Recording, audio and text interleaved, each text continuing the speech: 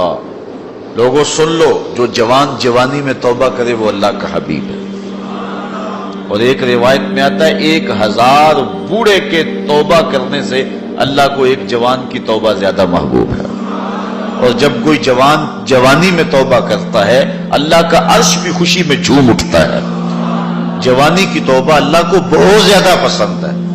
وہ جوان جس کی جوانی اللہ کی عبادت میں گزری۔ جوانی مستی کا نام نہیں ہے، جوانی آوارگی کا نام نہیں ہے، خواہشات کی تکمیل کا نام جوانی نہیں ہے، موڑوں اور چوکوں پہ کھڑا ہونے کا نام جوانی نہیں ہے، مصلی پہ بیٹھ کے رب کے حضور آنسو بہانے کا نام جوانی۔ ایک روایت میں آتا ہے کہ تمہارے بہتر جوان وہ ہیں جو بوڑھوں کی مشابہت اختیار کریں، اور بدترین بوڑھے وہ ہیں جو جوانوں کی مشابہت اختیار کریں۔ تو بہترین جوان یہ ہے کہ جو جوانی میں بڑھاپے جیسا ہو، بوڑھوں جیسے انداز اور اطوار اور عادتیں اپنائے، اچھے اخلاق اور اچھا انداز اور مصلی کو لازم پکڑے۔ وشاب نشأ فی عبادت اللہ، وہ جوان جس کی جوانی اللہ کی عبادت میں گزری۔ شب و روز، میں نے کل بھی کہا تھا کہ بڑھاپے کے اندر نیک اعمال کرنا بہت بڑی بات ہے، بہت بڑی سعادت ہے کہ بڑھاپے کے اندر نیک اعمال کیے جائیں، لیکن عبادت کا جو لطف جوانی میں ہے وہ بڑھاپے میں نہیں ہے۔ اللہ اکبر۔ اللہ تعالیٰ جل شانہ جوان کی توبہ کو پسند کرتا ہے، وہ جوان جو اللہ کی عبادت میں، وشاب نشأ فی عبادت اللہ، وہ جوان جس کی جوانی اللہ کی عبادت میں گزری۔ اب عبادت کا مفہوم بہت وسیع ہے۔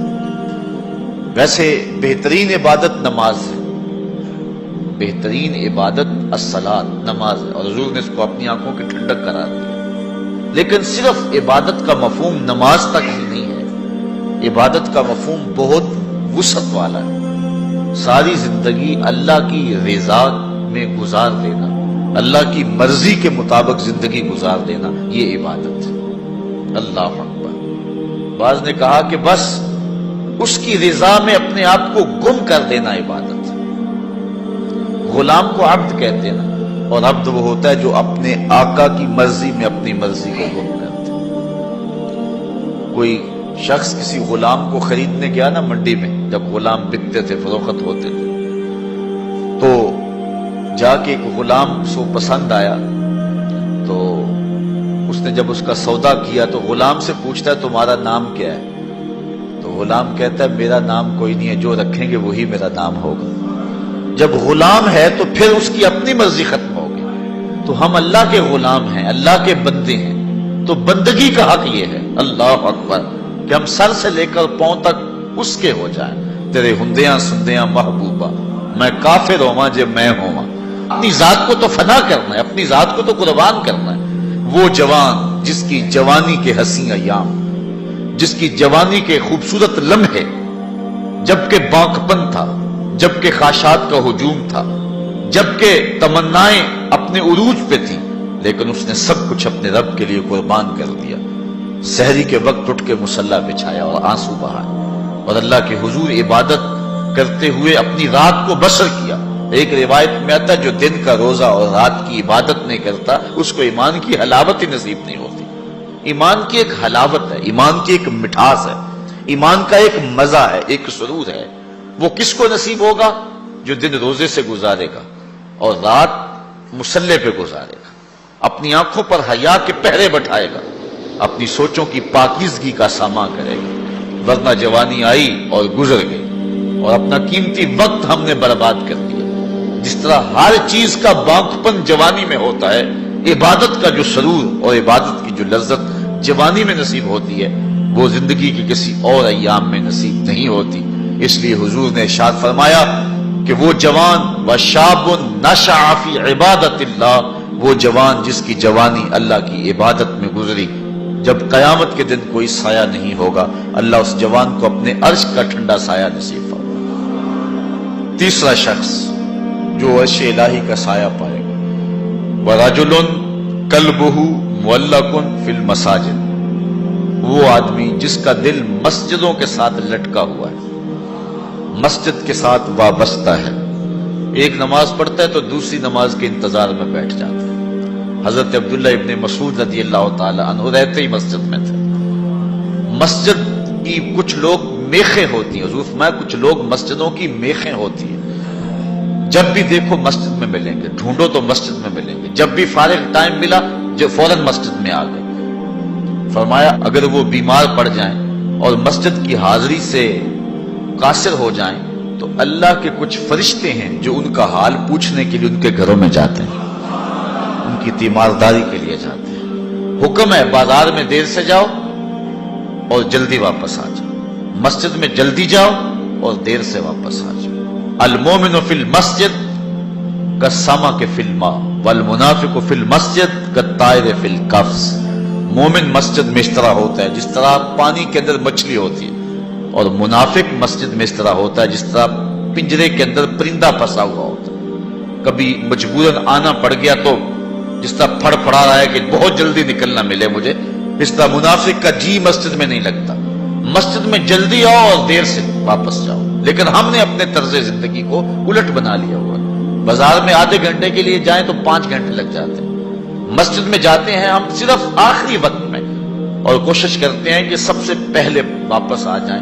مجھے ویسے بڑی حیرت ہوتی ہے جب نماز ختم ہو یا جمعۃ المبارک یا کوئی اور ایسا، تو جو دروازے کے اوپر رش ہوتا ہے ہر بندے کی کوشش ہوتی ہے کہ میں جلدی نکل جاؤں، حالانکہ جتنی دیر تک مسجد میں بیٹھیں گے، جتنی دیر تک مسجد میں رکیں گے، اتنی برکتیں اترتی رہیں گی۔ بہترین لمحے وہی ہیں جو اللہ کے گھر میں گزر گئے۔ خیر الاماکن، بہترین جگہیں اللہ کے گھر ہیں۔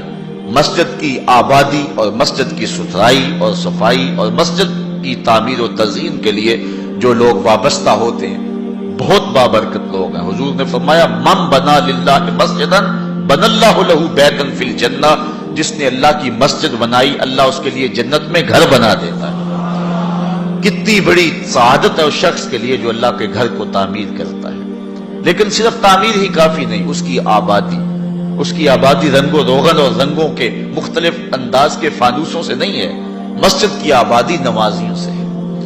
نمازی ہوں گے مسجد آباد ہوگی۔ مسجد تو بنا دی شب بھر میں ایمان کی حرارت والوں نے، من اپنا پرانا پاپی تھا برسوں میں نمازی بن نہ سکا۔ جو مسجدوں کو آباد رکھتے ہیں، جن کے دل مسجد کے ساتھ لگے رہتے ہیں۔ ایک بوڑھی خاتون تھی، وہ مسجد نبوی میں صفائی کیا کرتی تھی۔ یہ ہم نے بھی بچپن میں دیکھا ہے کہ بوڑھی عورتیں مسجدوں میں آ کے جھاڑو دیا کرتی تھی۔ اب تو وہ تصور ہی ختم ہو گیا اور اب ہم یہ چیز نہیں دیکھتے ہیں۔ وہ ایک زمانہ تھا کہ سنِ کہولت کو پہنچی ہوئی عورتیں، ظاہر ان سے پردے کے حکام بھی ساقط ہو جاتے ہیں، تو ایسی عورتیں عموماً جب صبح مساجد سے بچے پڑھ کے چلے جاتے تھے تو وہ مسجدوں میں آتی تھی، اور ہم نے اپنی آنکھوں سے دیکھا ہے کہ وہ مسجدوں کی صفائی ستھرائی کیا کرتے تھے۔ نمازی بھی آتے تھے، وہ کوشش کرتے تھے، کچھ لوگ پہلے آ جاتے تھے کہ مسجد کی صفائی کریں، کچھ لوگ ویسے کوئی تنکا پڑا اس کو اٹھا کر کے کوئی نہ کوئی ذمہ داری لے لیتے تھے۔ یہ مسجدوں کے اندر جو اب خادم رکھے گئے ہیں، اس کو ہم جو تنخواہ دیتے ہیں وہ ہمارا حصہ تو پڑ گیا اس کے اندر، لیکن آج خود بھی اگر کبھی مسجد کی صفائی کا اہتمام کریں اور انتظام کریں تو یہ ایک ایسی چیز ہے جس سے دل ستھرے ہوتے ہیں۔ جو اللہ کے گھر کو صاف کرتا ہے اللہ اس کے دل کو صاف کر دیتا ہے۔ تو وہ بوڑھی خاتون تھی، مسجد نبوی میں آتی تھی اور مسجد نبوی کی صفائی کرتی تھی۔ ایک دن حضور نے فرمایا کتنے دن ہو گئے ہیں میں اس بوڑھی خاتون کو دیکھ نہیں رہا۔ صحابہ نے عرض کی حضور وہ تو فوت ہو گئی ہے۔ تو فرمایا کہ تم نے مجھے بتایا نہیں؟ عرض کی حضور آپ مصروف ہیں کار نبوت میں، ہم نے سوچا کہ ایک عام سی خاتون ہے، ہم نے اس کا جنازہ پڑھا اور اس کی تدفین کر دی اور آپ کو نہیں بتایا۔ حضور فرمایا تم نے اس کو عام سمجھا ہے جو اللہ کے گھر کی صفائی کیا کرتی تھی؟ فرمایا مجھے بتاؤ اس کی قبر کہاں ہے؟ صحابہ کو حضور نے ساتھ لیا اور اس کی قبر پر پہنچے اور وہاں جا کے حضور نے دعا مانگی۔ جو اللہ کے گھر کو صاف کرتی ہے اور اللہ کے گھر کی صفائی کرتی ہے، حضور علیہ السلام فرمایا وہ عام نہیں ہے، وہ سعادت مند خاتون ہے جس کو یہ سعادت نصیب ہوئی، یہ دولت نصیب ہوئی کہ اللہ کے گھر کو صاف کرتی ہے۔ تو فرمایا وَرَجُلٌ قَلْبُهُ مُعَلَّقٌ فِي الْمَسَاجِدِ، وہ آدمی جس کا دل مسجدوں میں لٹکا ہوا رہتا ہے، ایک نماز کے بعد دوسری نماز کا انتظار کرتے ہیں۔ ایک روایت میں میں نے کہیں پڑھا ہے کہ جب کوئی بندہ ایک نماز کے بعد دوسری نماز کا انتظار کرتا ہے اور مسجد میں بیٹھا رہتا ہے، اللہ فرشتوں کو کہتا ہے دیکھو میرا بندہ نماز پڑھ لیا پھر بھی نہیں جا رہا، دوسری نماز کے انتظار میں ہے، تم گواہ ہو جاؤ میں نے اپنے بندے کی مغفرت فرما دی۔ وَرَجُلٌ قَلْبُهُ مُعَلَّقٌ فِي الْمَسَاجِدِ، وہ آدمی جس کا دل مسجدوں کے ساتھ لٹکا ہوا ہے، مسجد کے ساتھ وابستہ ہوا ہے۔ چوتھا شخص وَرَجُلَانِ تَحَابَّا فِي اللَّهِ اجْتَمَعَا عَلَيْهِ وَتَفَرَّقَا إِلَيْهِ، دو آدمی جنہوں نے اللہ کی رضا کے لیے آپس میں پیار ڈالا، ان کی محبت کا ذریعہ اللہ کی رضا تھی، جب وہ ملے تو اسی لیے ملے، اور جب جدا ہوئے تو اسی لیے جدا ہوئے، ان کی محبت اللہ کی رضا کے لیے تھی۔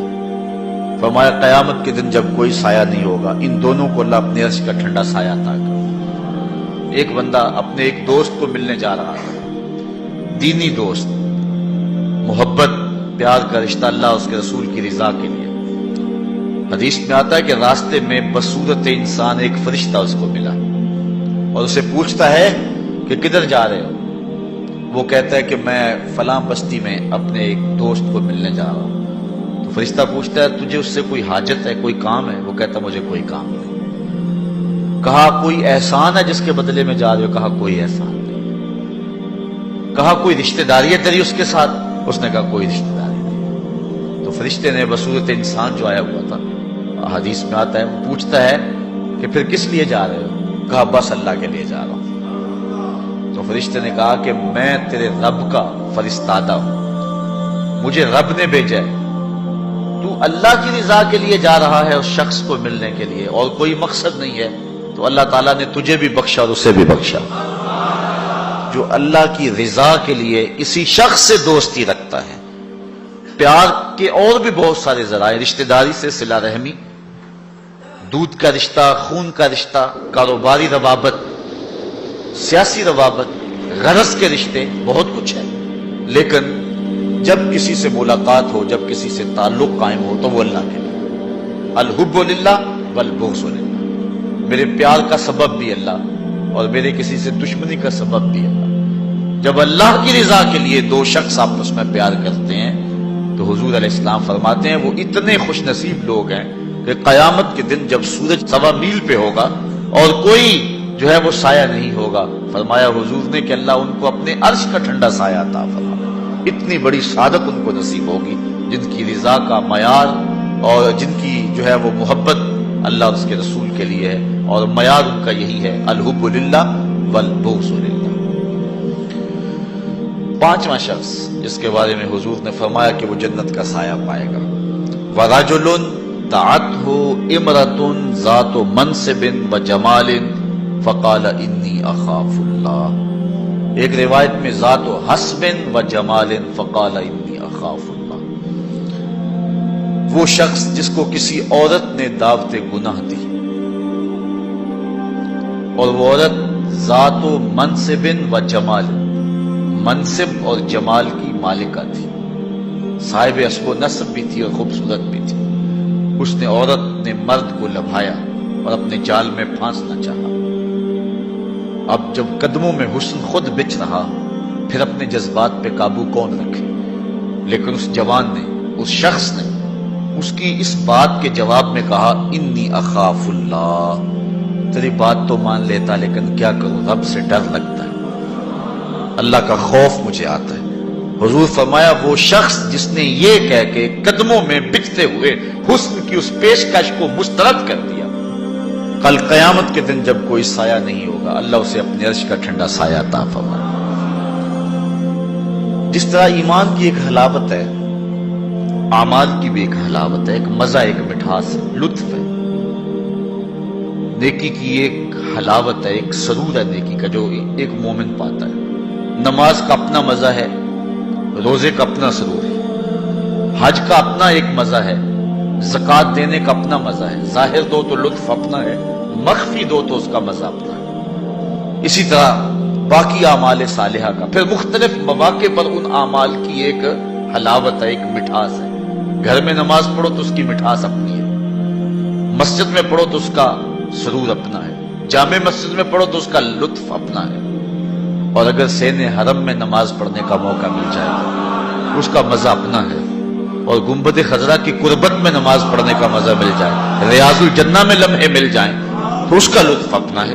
اس طرح روزے کا اپنا مزہ ہے، روزہ رکھنے کا لطف اپنا ہے، روزہ کھولنے کا مزہ اپنا ہے، بچوں میں بیٹھ کے کھولو روزہ تو اس کا بھی اپنا سرور ہے، مسجد میں بیٹھ کے دوستوں میں بیٹھ کے روزہ کھولو تو اس کا مزہ اپنا ہے، کسی اللہ والے کی صحبت اور اس کے قدموں میں بیٹھ کے روزہ کھولیں اور اس کا مزہ اپنا ہے، اور اگر روزہ کھولنے کے لیے مسجد نبوی کا صحن مل جائے تو اس کا سرور پھر اپنا ہے، اس کا مزہ پھر اپنا ہے۔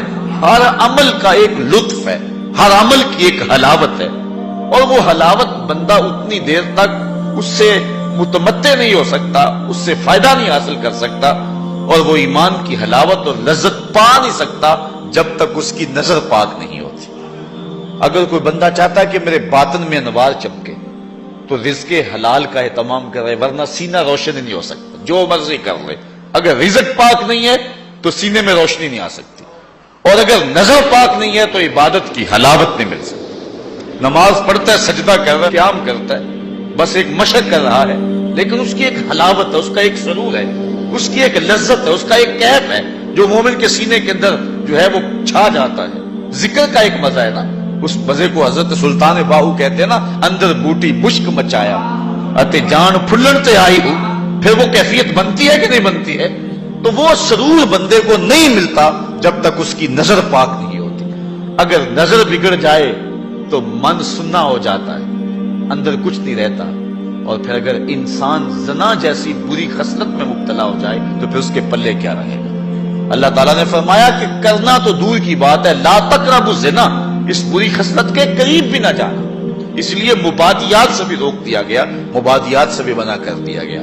تو فرمایا جس شخص کو کسی عورت نے دعوت گناہ دی، اس طرح کسی عورت کو کسی مرد نے دعوت گناہ دی، اور اس عورت نے اپنی عصمت اور اپنی آبرو کی حفاظت کی، اور اس کو کہا پیچھے ہٹ جا، مجھے اپنے رب سے ڈر لگتا ہے، اور اسی طرح کسی مرد کو کسی عورت نے دعوت گناہ دی، اس نے کہا فقال انی اخاف اللہ، میں اللہ سے ڈرتا ہوں۔ اللہ اکبر۔ تو حضور فرمایا اس کو یہ اعزاز ملے گا۔ امام یافعی نے روض الریاحین کے اندر لکھا ہے کہ ایک نوجوان کپڑے کی دکان پہ کام کرتا تھا، اور تھا بڑا پارسا اور بڑا خوبصورت، دل کا بھی ستھرا تھا، ظاہر کا بھی ستھرا تھا، من بھی سونا تھا اور تن بھی سونا تھا، بڑا خوبصورت تھا۔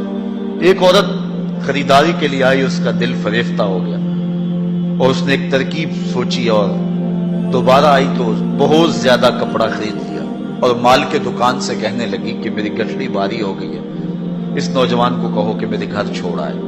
مالک اس عورت کی نیت سے آگاہ نہ ہو سکا، اور اس نوجوان کو اس کے ساتھ بھیج دیا۔ جب وہ گھر میں داخل ہوئی، نوجوان کو گھر میں لے گئی، باہر سے دروازہ مقفل کر دیا، اور اس کو دعوت گناہ دی۔ اس نے کہا انی اخاف اللہ، میں تیری بات نہیں مان سکتا۔ اس نے کہا کہ آج تجھے میری بات ماننا ہی پڑے گی۔ حیا سوز لباس بھی اتار پھینکا اور اس کو دعوت گناہ دینے لگا۔ یہ شیطان کا انتہائی سخت جال ہے، اس جال میں اس نے بڑے بڑے لوگوں کو پھانس لیا۔ اب اس نوجوان کو وہ ورغلاتی ہے، کوشش کرتی ہے، لیکن نوجوان ہے کہ اپنی نظروں پر پہرے بٹھائے، آنکھیں بند کر لیتا۔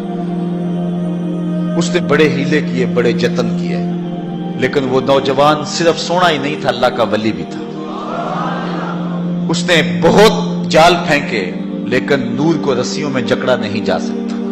خیر، وہ نوجوان کے دل میں بات آئی کہ شیطان کا یہ جال انتہائی خطرناک جال ہے، ابھی تک تو بچتا آ رہا ہوں، ہو سکتا ہوں کہ ابھی اس کے جال میں پھنس جاؤں۔ اس نے کہا کہ مجھے باتھ روم میں جانے دو، پھر میں آ کے تمہیں بتاتا ہوں۔ وہ اندر چلا گیا، پاخانہ کیا، اپنے ہاتھوں پہ کر کے پورے بدن پہ مل لیا، اور اسی حالت میں جب باہر آیا تو بدن سے بدبو اٹھ رہی تھی، عورت کا سارا نشہ اتر گیا۔ دروازہ کھول دیا اس نے، کہا چلا جا، تو کوئی دیوانہ اور مجنون شخص ہے۔ جب وہ دروازے سے باہر نکل رہا تھا، دل ہی دل میں اللہ کا شکر ادا کر رہا تھا، مالک میرا تن گندا ہو گیا، من تو ستھرا رہا۔ کائنات کا سب سے حسین چہرہ وہ ہے جو جنسی کالک سے محفوظ رہے۔ امام یافعی لکھتے ہیں کہ باہر پھر ایک چشمہ تھا، وہاں جا کے اس نے غسل کیا، اور جب تک وہ زندہ رہا اس کے جسم سے مشک و عنبر کی خوشبو آتی رہی۔ اب جب وہ فوت ہو گیا، لوگوں نے دفن کر دیا، یہ خوشبو اس کی قبر کی مٹی سے بھی آیا کرتی تھی۔ یہ اعزاز دیا اللہ نے، اس کو یہ تکریم دی۔ بعض روایت میں اس کا نام مغیرہ بتایا گیا ہے، کہ لوگوں نے اس کا نام مغیرہ مشکی رکھ دیا، کہ وہ مغیرہ جس کے بدن سے خوشبو آتی۔ تو فرمایا وہ شخص جس کو کسی عورت نے دعوت گناہ دی، اور اس نے یہ کہہ کے قدموں میں بچھتے ہوئے حسن کی پیشکش کو ٹھکرا دیا. فرمایا کل قیامت کے دن جب کوئی سایہ نہیں ہوگا اللہ اس جوان کو اپنی عرش کا ٹھنڈا سایہ نصیب فرمایا. چھٹا شخص جس کے بارے میں حضور نے یہ وعدہ دیا وَرَجُلٌ تَصَدَّقَ بِصَدَقَةٍ فَأَخْفَاهَا حَتَّى لَا تَعْلَمَ شِمَالُهُ مَا تُنْفِقُ يَمِينُهُ. وہ شخص جس نے صدقہ کیا اور اتنا خفیہ کیا کہ جو دائیں ہاتھ نے کیا بائیں کو اس کی خبر نہیں ہوئی. اتنا مخفی انداز سے صدقہ کیا، خیرات کی. پرانے زمانے کے اندر بزرگ چاندی یا سونا کسی کپڑے میں باندھ کر کے کسی کے گھر میں چھوڑ آیا کرتے تھے، کسی کے گھر میں پھینک آیا کرتے تھے، یا کسی نابینے کو دے دیتے تھے اور کلام نیر سے کرتے تھے تاکہ ہم ظاہر نہ ہو، ہمارا نام بھی ظاہر نہ ہو. کھلا صدقہ کرنا اس کی ممانعت نہیں ہے، اس کا بھی اجر ہے اگر ریاکاری کی نیت دل کے کسی گوشے میں نہ ہو. لیکن یہ بات ذہن میں رکھیں کہ ریاکاری کی چالیں بہت باریک ہیں، بہت باریک. براہیمی نظر لیکن بڑی مشکل سے ملتی ہے. ہوس چھپ چھپ کے سینوں میں بنا لیتی ہے تصویر. جو ریاکاری کی چالیں ہیں وہ کالے پتھر پر کالے رنگ کی چونٹی چلے تو جس طرح وہ نظر نہیں آتی ہے اس طرح ریاکاری کی چالیں بھی اتنی ہی باریک ہیں، بہت باریک ہیں. تو انسان کے اندر ریاکاری پیدا ہو جاتی. اگر ریاکاری سے بچے، اس کی نیت میں خلوص ہو، للہیت ہو، تو پھر کھلا صدقہ دینا بھی اجر و ثواب کا باعث ہے. جس طرح کہ آقا کریم علیہ السلام نے جہاد کے لیے فنڈ مانگا تو ایک صحابی نے جو ہے وہ عرض کیا کہ حضور میں اتنا پیش کرتا ہوں. اس نے پیش کیا تو اس کے دیکھا دیکھی باقی لوگ بھی جو ہیں وہ اٹھ کھڑے ہوئے اور پیش کرنے لگے. حضور نے اس موقع پر ارشاد فرمایا تھا من سنہ فی الاسلام سنتن حسنہ فلہ اجرھا. جس نے اسلام میں کوئی اچھا طریقہ رائج کیا تو اب اس کے دیکھا دیکھی جو بھی وہ کام کرتے رہیں گے اس کا اجر اس پہلے شخص کو نصیب ہوتا رہے گا. اگر نیت یہ ہے کہ میرے دیکھا دیکھی لوگ کریں گے تو پھر جو ہے وہ یہ خلوص والی نیت ہے، اس میں کھلا کرنے میں کوئی قباحت نہیں. میں کہتا ہوں کہ دو طرح کے لوگ ہوتے ہیں. یہ فنڈز چندہ وغیرہ جو طلب کیا جاتا ہے، ایک ہے کوئی شخص کسی کو ذاتی طور پہ دے تو وہاں مخفی دینا بہتر ہے. کسی شخص کی ذاتی آپ مدد کرنی ہے تو وہاں یہ ہے کہ جو دائیں نے خرچ کیا بائیں کو اس کی خبر نہ ہونے پائے، کیونکہ اس سے کسی شخص کی عزت نفس مجروح ہونے کا اندیشہ ہے. لیکن جو اجتماعی مسائل ہیں جس میں کسی کی عزت نفس مجروح ہونے کا اندیشہ نہیں ہے تو وہاں آپ کھلا اس نیت سے کریں کہ باقیوں کو بھی ترغیب ہو جائے تو اس میں کوئی قباحت نہیں ہے. مثال کے طور پہ مسجد کے لیے فنڈ طلب کیا جا رہا ہے، کسی دارالعلوم کے لیے طلب کیا جا رہا ہے. آج کل یہ زلزلہ اور سیلاب زدگان کے لیے فنڈ طلب کیے جا رہے ہیں. تو اس میں اگر آپ کھلا دیں تاکہ باقیوں کو بھی ترغیب ہو، یا آپ 10 آدمیوں کو بتائیں یار میں نے اتنا کیا آپ بھی کریں لہذا ہم یہ کام کر لیں، تو اس میں قباحت نہیں ہے نیت کے اخلاص کے ساتھ. نیت بگڑ گئی وہ تو مخفی بھی کیا وہ بھی خراب. تو بات یہ ہے کہ صدقہ ظاہر کیا جائے یا صدقہ مخفی کیا جائے، دونوں بابرکت ہیں، لیکن ان میں افضل یہ ہے کہ انسان مخفی کرے. اور حضور فرماتے ہیں وَرَجُلٌ تَصَدَّقَ بِصَدَقَةٍ فَأَخْفَاهَا، کہ وہ شخص جس نے صدقہ کیا اور صدقہ اتنا مخفی کیا حَتَّى لَا تَعْلَمَ شِمَالُهُ مَا تُنْفِقُ يَمِينُهُ، جو دائیں نے کیا بائیں کو اس کا پتہ نہ چلا. دائیں ہاتھ کے صدقے کا بائیں ہاتھ کو پتہ نہ چلا، اس کو خبر نہ ہوئی. کتنا بڑا اعزاز حضور نے شخص کے لیے مقرر فرمایا کہ کل قیامت کے دن جب کوئی سایہ نہیں ہوگا اس صدقہ کرنے والے کو اللہ عرش کا ٹھنڈا سایہ دے گا. اللہ کی راہ میں خیرات کرتے رہنا چاہیے، اور صدقہ دینے سے مال گھٹتا نہیں ہے، مال بڑھتا ہے. میں اس کی ایک مثال دیا کرتا ہوں کہ پرانے زمانے کے اندر کنویں ہوتے تھے، اب تو ٹیوب ویل آ گئے، ہینڈ پمپ آ گئے اور بہت کچھ آ گیا زمین سے پانی نکلوانے کے لیے. لیکن اس وقت کنویں میں ڈول ڈال کر کے جو ہے وہ پانی نکالا کرتے تھے. جب جدید آلات آ گئے تو کنویں کی ضرورت ختم ہو گئی اور لوگوں نے یہاں سے پانی لینا شروع کر دیا، چونکہ وہاں پانی حاصل کرنے کے لیے دقت زیادہ برداشت کرنا پڑتی ہے. اب وہ کنویں کہیں کہیں آپ کو مل جائیں گے، مختلف دیہاتوں میں بستیوں میں آپ جائیں تو پرانے کنویں جو ہے وہ کہیں کہیں موجود ہیں، لیکن ان میں جھانک کر کے دیکھیں کہ ان کا پانی بہت نیچے چلا گیا اور بہت کم پڑ گیا ہوا. ان کنووں کو کسی نے بند نہیں کیا، لیکن اب پانی کہاں غائب ہو گیا؟ اصل بات یہ ہے کہ جب کنویں اپنا فیض باہر دیتے تھے اللہ نیچے سے پانی بھی انہیں دیتا تھا، جب ان کنووں نے پانی دینا چھوڑ دیا نیچے سے جو سوتے پھوٹتے تھے وہ بھی خشک ہو گئے۔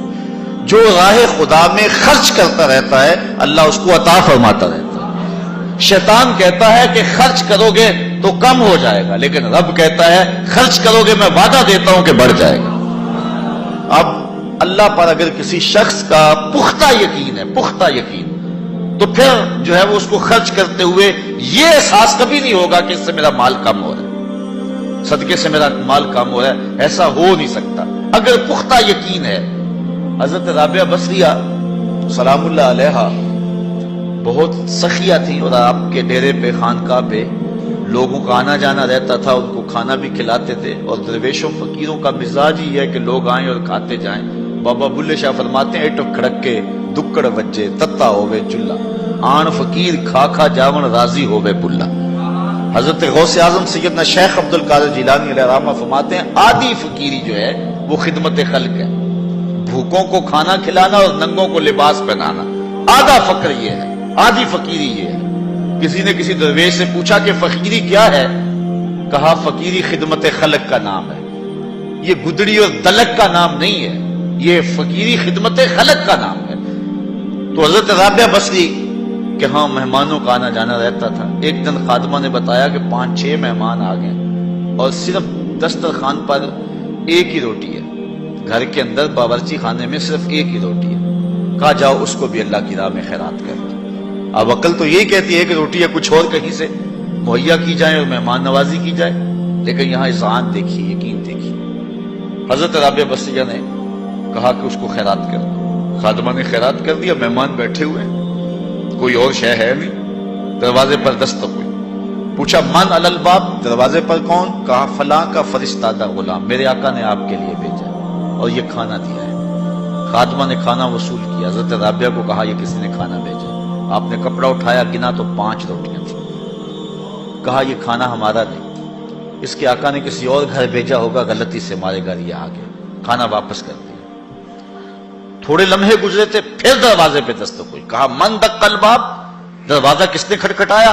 کہا فلاں آقا کا بھیجا ہوا غلام ہوں، میرے آقا نے آپ کے لیے کھانا بھیجا۔ خادمہ نے وصول کیا، حضرت رابعہ کے سامنے رکھا، کپڑا اٹھایا، گنا تو 7 روٹیاں۔ کہا اس کے آقا نے کسی اور گھر بھیجا ہوگا، یہ بھی غلطی سے ہمارے گھر آ گیا، کھانا واپس کر دیا۔ پھر دروازے پہ دستک ہوئی، پوچھا من علی الباب، دروازے پر کون؟ کہا فلاں آقا کا بھیجا ہوا غلام ہوں، میرے آقا نے آپ کے لیے کھانا بھیجا ہے، اور کہا حضرت رابعہ کو دے کے ہی آنا۔ خادمہ نے وصول کیا، حضرت رابعہ کپڑا اٹھایا، گنا تو 10 روٹیاں تھیں۔ کہا ہاں یہ کھانا ہمارا ہے۔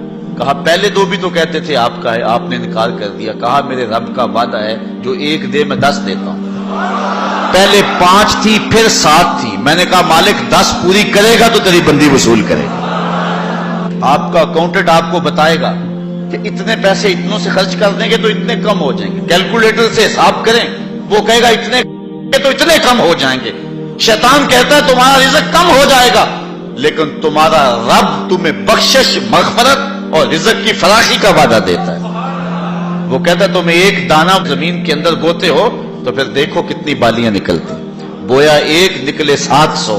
کہا جو رب 1 کو 700 بنا دیتا ہے تمہارے دیے کو کئی گنا نہیں بنا سکتا، اس لیے اس کی راہ میں خیرات کرو، پھر دیکھنا تمہارا مال کیسے بڑھتا چلا جاتا۔ اللہ اکبر۔ تو کہا وہ شخص جس نے صدقہ دیا اور اتنا مخفی دیا کہ جو دائیں نے خرچ کیا بائیں کو اس کی خبر نہ ہو۔ اور 7واں شخص، خوش نصیب شخص، اللہ ہمارے اندر یہ سارے وصف پیدا کرتے ہیں۔ اللہ اکبر۔ ایک شخص نے اپنی بیوی کو طلاق دے دی، یہ دیکھیں یقین علماء کا، ہمارے بزرگوں کا، اپنی بیوی کو طلاق دے دی، اور طلاق کن لفظوں سے دی کہ اگر میں جنتی نہیں ہوں تو تجھے طلاق ہے، اگر میں جنتی نہیں ہوں تو تجھے طلاق ہے۔ تو اب علماء سے پوچھا کہ طلاق ہوئی ہے یا نہیں ہوئی؟ علماء کہنے لگے ہم نہیں بتا سکتے، چونکہ طلاق کو معلق کیا گیا، تو اب ہمیں تو نہیں پتا کہ تو جنتی ہے یا نہیں ہے، اب ہم اس کے بارے میں کوئی رائے نہیں دے سکتے۔ قاضی ابو یوسف علیہ رحمہ، امام اعظم امام ابو حنیفہ کے شاگرد، ان کے پاس مسئلہ گیا.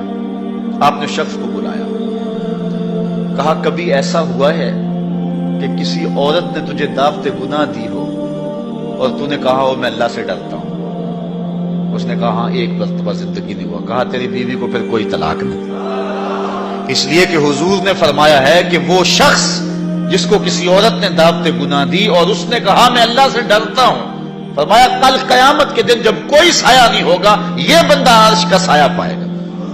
تو کہا پھر پکی بات ہے کہ تو جنتی ہے, تو جہنم میں جا ہی نہیں سکتا چونکہ یہ رسول اللہ کا وعدہ ہے. اللہ اکبر. تو اتنا یقین تھا ان باتوں پہ ہمارے بزرگوں کو, اس لیے کہا یہ حضور کی حدیث ہے, اگر یہ بات ہے تو کوئی طلاق نہیں ہوئی. قاضی ابو یوسف نے فتویٰ دیا. تو یہ دعا کریں کہ اللہ تعالیٰ یہ 7 اشخاص کے جو اوصاف ہیں جن کے بارے میں وعدہ جنت ہے, اللہ تعالیٰ ہم سب کو نصیب فرمائے. نظر کی حفاظت کی توفیق دے, خیالوں کو پاکیزگی دے دے. میں ایک شخص کو جانتا ہوں جس کو دعوت گناہ دی گئی لیکن اس نے اپنی آبرو کی حفاظت کی. رات کو سویا تو حضرت میاں میر علیہ الرحمہ خواب میں ملے.